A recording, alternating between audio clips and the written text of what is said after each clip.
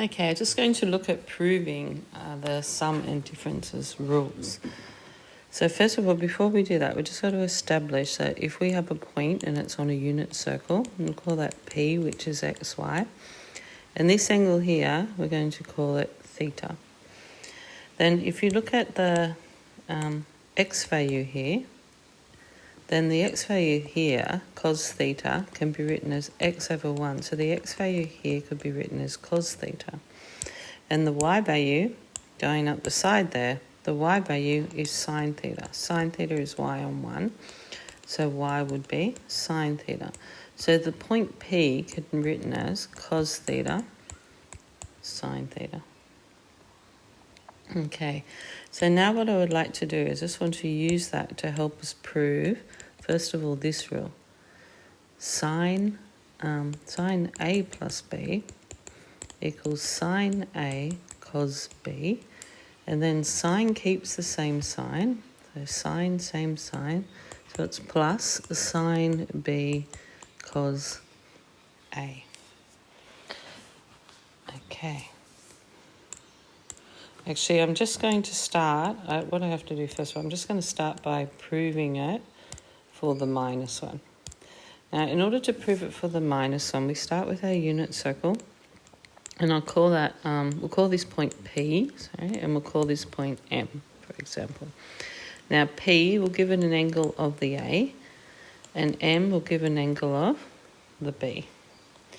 Now, what we're going to do is that we're going to write P in terms of cos. So P would be cos A for the x value and sine A for the y value, because this is like of the form of cos theta, sine theta. And this is like a unit circle as well. Okay, and M, well, we can write M as angle cos B and sine B. So if we now focus on this triangle here, this is O here, and that there is M and P. This angle here, if you look at it, it's A to there and B to there. So if you did B minus A, then you would have angle MOP. So this angle here is B minus A. Okay. Now we know the point is, these points, this is cos A sine A, and this point here is cos B sine B. Okay, so we're going to do something that's a 1 and a 1, because remember they're unit circles. So what we're going to do, first of all, we're going to find MP. We're going to do it in two different ways. So first thing we're going to do is we're going to use the distance formula. So x2 minus x1 squared plus y2 minus y1 squared. So that's the square root of, now x2 will make that one x2 and that one x1, that one y1, that one y2. Okay, so it's going to be cos beta minus cos A squared plus sine beta minus sine A squared. So that's the square root of cos squared beta plus cos squared A, and then minus 2 cos beta cos A. And if we then keep going with that, we go plus. So it's sine squared beta plus sine squared A, and then minus 2 sine beta sine A. Okay. So looking at this now, so we have a cos squared beta, and that goes with the sine squared beta. Cos squared beta plus sine squared beta will be 1. We have a cos squared A, and that goes with the sine squared A. That will also equal 1. So that means that MP is the square root of 1 plus 1 for those two, minus 2 cos beta cos A, minus 2 sine beta sine A. Okay, so if you continue with this is 2 minus 2 cos beta cos A minus 2 sine beta sine A. So that's using the distance formula. Now, if we actually use the cosine rule, so the rule I'm actually proving here, this rule will end up being the cos b minus a. That's what this rule will be. So we're doing the rule for that one. So if we use the cosine rule, that means that mp squared will equal a squared, which is 1 squared, plus 1 squared minus 2 times 1 times 1, because this is a, this is b, this is big C, and this is little c, times cos b minus a. So that means that mp squared equals that. And from this one, mp squared will equal 2 minus 2 cos beta, cos a, minus 2 sine beta, sine a. So that means that 2, this one, let's make sure you look at 1 plus 1 is 2, and then we go minus this one here. So 2 minus 2 cos, that should be an a, beta minus a equals 2 minus 2 cos beta cos a minus 2 sine beta sine a. So the 2's go out, and if you look at this, there is a common factor of minus 2, so you could actually divide that out. So you get cos beta minus a equals cos beta cos a minus sine beta sine a. And that's actually the Cos Expansion Rule. Now, we can further on that just realising, do you remember cos of minus theta? This will equal cos theta, because minus theta is in that quadrant and cos is positive in that quadrant. Sine minus theta will equal minus sine theta. And I want you to think about that too. Minus theta is in that quadrant. We're assuming theta is acute. This will also work for obtuse as well. And that will equal minus sine theta, because the way of thinking of it is sine is negative in that quadrant. From here, cos is positive in that quadrant. So if I look at this rule up here and I replace, so I've got this one here, I replace a with minus a, so I put a minus in there, then I get cos b minus minus a equals cos b cos a minus sine b sine minus a. Now that's actually going to be minus a for the cos. So the cos part here, the minus a will just go to cos, whereas this sine will go to minus sine. So that one ends up being minus sine a, and this one ends up being just positive cos a. So that means that cos b plus a will equal cos b cos a minus gives you a plus sine b sine a. So they're both of those are your cos rule. Okay, so they're both the cos rule.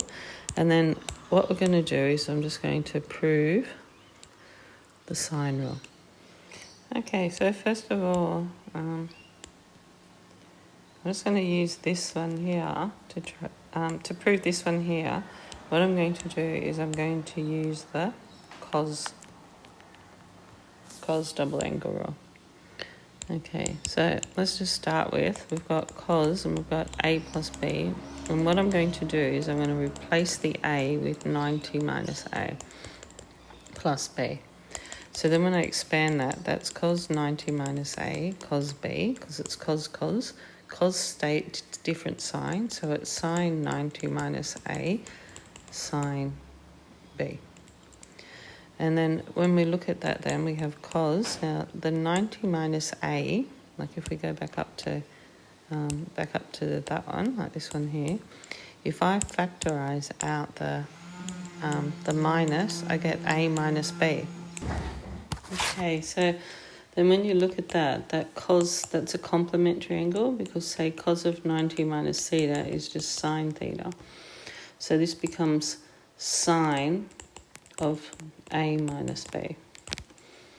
Okay, so that means that that's going to be this part up here. So the cos 90 minus a will become sine a.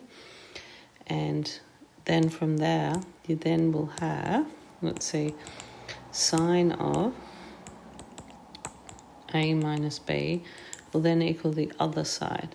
Now, the other side is this. So we have, what do we have? We have cos of 90 minus a, we can simplify that, and sine of 90 minus a. So they're basically going to be, that will be sine a for that one, and sine of 90 minus a will be cos a. So then you will be left with, there we go, what, sine a cos b minus cos a sine b. Because basically the cos of 90 minus a will go to the sine a, and the sine of 90 minus a will go to the cos a. So you end up with sine cos, cos sine, which is the correct rule for our sine function. Now if we want to get the sine a plus b, all that we do is we let b equal minus b. And if we replace that with minus b, we get a minus minus b equals sine, now a, cos of minus b, minus cos of a and sine of minus b. Now that'll be sine of a plus b, and this is sine a. Now cos of minus b is basically just cos b, because cos is actually an even function. You can also think about minus b is in that quadrant, and in that quadrant cos is positive. Cos a is just cos a, and sine of minus b would be minus sine of b. So it's just going to change that sign, because you pull the minus out and it'll make that plus. Okay, and that's because the sine function in this quadrant, minus b is in that quadrant, and it will be negative, and also sine is an odd function. So f of minus x is minus f of x, so you can just pull the minus out. And that then concludes the sine rule when it's a plus b. Finally, if you want to do the tan rule, so we've got the tan, if we did tan, say a plus b, tan a plus b is basically sine a plus b on cos a plus b, and then you can just split them up, so it's sine a cos b plus sine b cos a all over cos a cos b, and the cos one will change, minus sine sine a sine b. Yeah, cos sine for the cos one. Okay, so how do you get that all in terms of tan? So if you get the top and the bottom and you divide it by you divide the top and the bottom by sine, you divide it by coses basically, because if you want to create tan you need cosi on the bottom, so you need the cos on the bottom. So you divide by cos a cos b, and you divide this one by cos a cos b.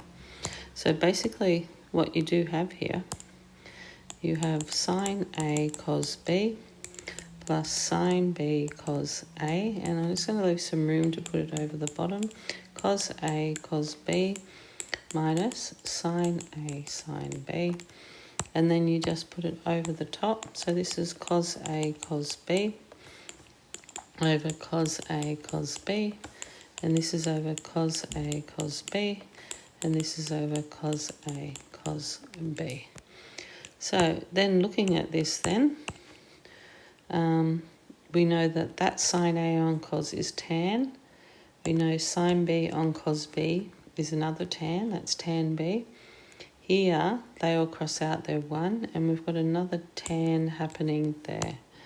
So the rest of them, like that, they cross out. That one crosses out with that. That gives you a 1, and all the purple ones actually just go to 1.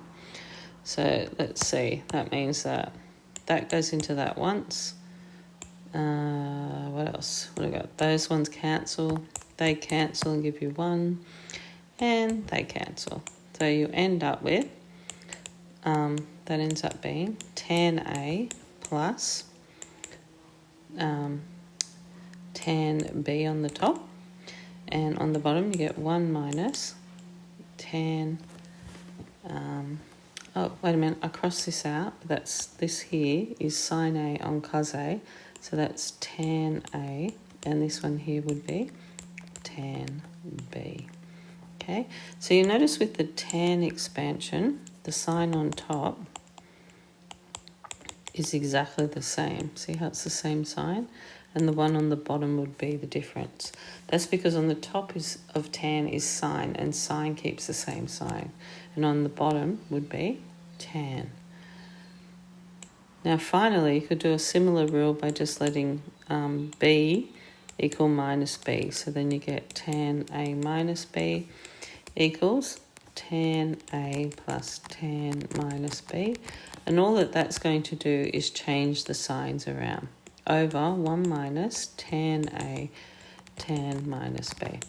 So that's going to be tan a. Now that's going to be minus tan b, because tan of minus b, tan is an odd function, that's why that's minus tan b.